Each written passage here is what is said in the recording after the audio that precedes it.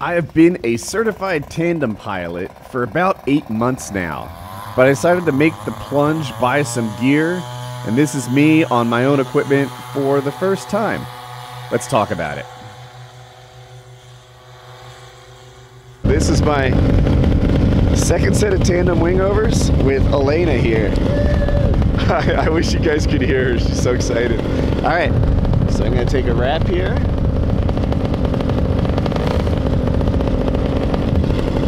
We're gonna look right, lean right, pull right.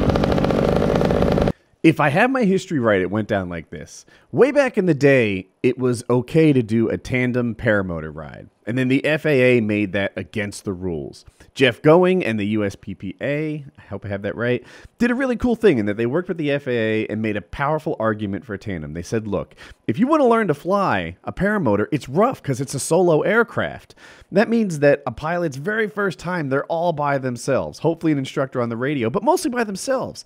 So how about we make tandem legal for instructional purposes? And the FAA said, all right, but we got to get a couple things right. One, the certification process for these pilots needs to be hard. They need to be instructor level pilots. The other caveat to the tandem paramotor exception is it's supposed to be an instructional flight. Now, where instructional flight ends and joyride begins is a little bit of a gray area. You know, in the general aviation world, you can go pay $150 to a CFI and he'll take you on a flight. He'll let you touch the controls. You can do whatever. And it's kind of just to plant the seed. See if you like aviation. See if you want to try this. There could be a parallel to that in tandem paramotoring, right? You know, maybe you go into it thinking that it's just a really cool and you come out of your first flight thinking that you need this in your life for the long term. So anyway, this one's not a gray area. We are talking about wingover. She's had an interest in this, and it's one of my big reasons to get a tandem setup. I do a lot of these, and I wanted to sort of show what I've learned and what I've figured out to my friends. I have a lot of guys in my friend group who are just right at the stage of getting started with doing bigger and bigger wingovers. So what you're not hearing in some of this is I'm saying stuff like look left, pull, lean left, pull left, and talking through my decision-making process, which I'm going to share in a second here. It is feeling, yeah. One of the challenges you have is you don't know if the next one should be left or right. You know, so I have to tell you, we're doing 2 rights in a row, we're going left, etc.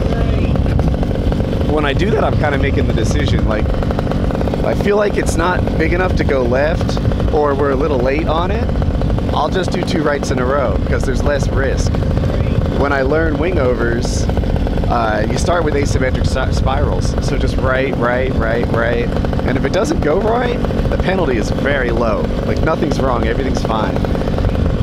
But if you add that reversal to it, then it increases your risk. You are gonna land before me because you're hanging so low. And one of the important things about that is you need to run on landing. If you land and stop, then I'll topple on top of you, and that's all yucky.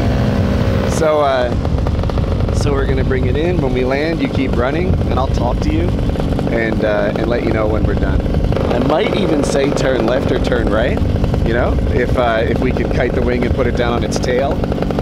But the top But the top priority by far is you. This is the altitude way up here long before the landing, where I make sure my trimmers are in landing position, my seat's in landing position. I see a lot of pilots getting things sorted out, you know, 30 feet off the ground. I like to get sorted out 1,000 feet off the ground. So I know you know this, but I'm trading to chin up, look at the horizon, and run it out. All right, don't look at your feet. All right, would you get out of your seat? I'm out of mine. This is good. This is what good feels like.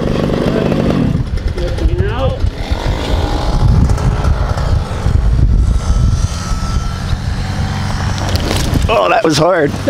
All right, turn left. Not bad. Yeah, good.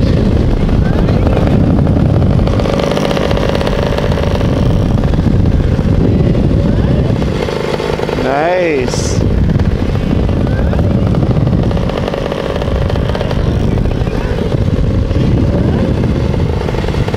So we're at 1,700 and I want to stop at 1,000. Yeah, you got plenty of time. You know what? We don't need that. All right.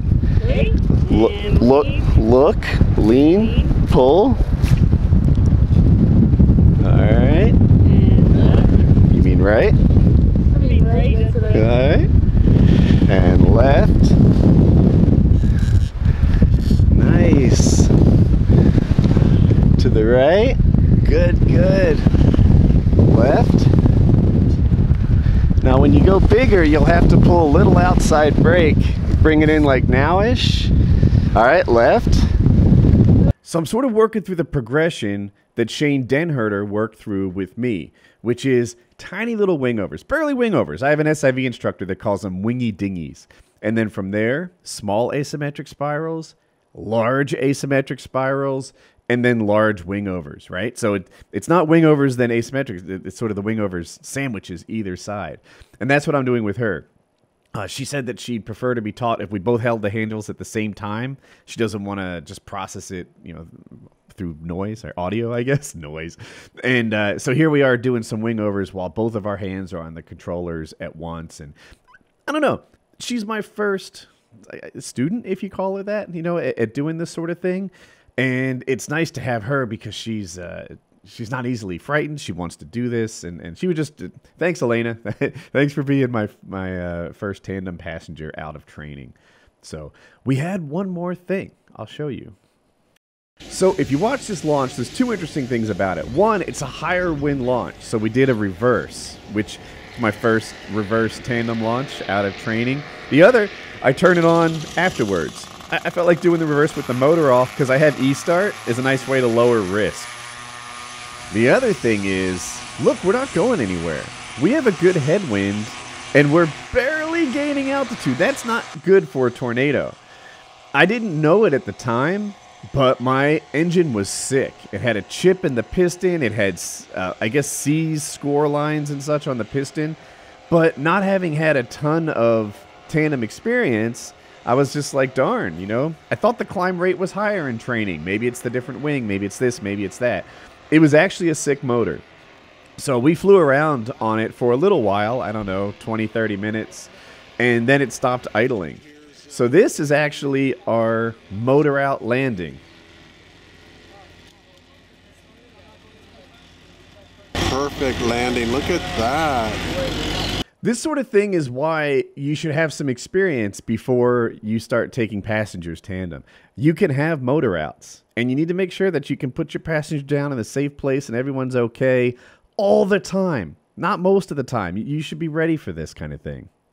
All right, how'd you like it this time? Loved it. Did you get the toggles? For a few runs, yeah. Any And then the wingovers? last, it was fun. We did some, what did we do? We did some little baby wingovers. Small wingovers. Yeah. Yeah. Hey, what's going on? She's got Normal to spirals. Sweet. It was fun. Got your goggles? Oh, yeah. Good stuff. Just a few thank yous while I'm wrapping this up. First, Aviator PPG, thank you so much for the training. I felt well prepared to make this thing safe for everybody involved. Chris from Superfly, thank you for the wing. People don't know, my passenger harness didn't arrive with the wing like we thought. Chris sent me his personal passenger harness so that I wouldn't miss the opportunity to fly people around at Bad Apples this fly-in. And then last, Andrew Fuller from SkyTap Angel. He put together these tandem bars for me. They're extra strong, 6,000-pound webbing, totally overbuilt. Perfect for the kind of thing that I intend to use them for. So thanks, guys. Links in the description. And yeah, good stuff.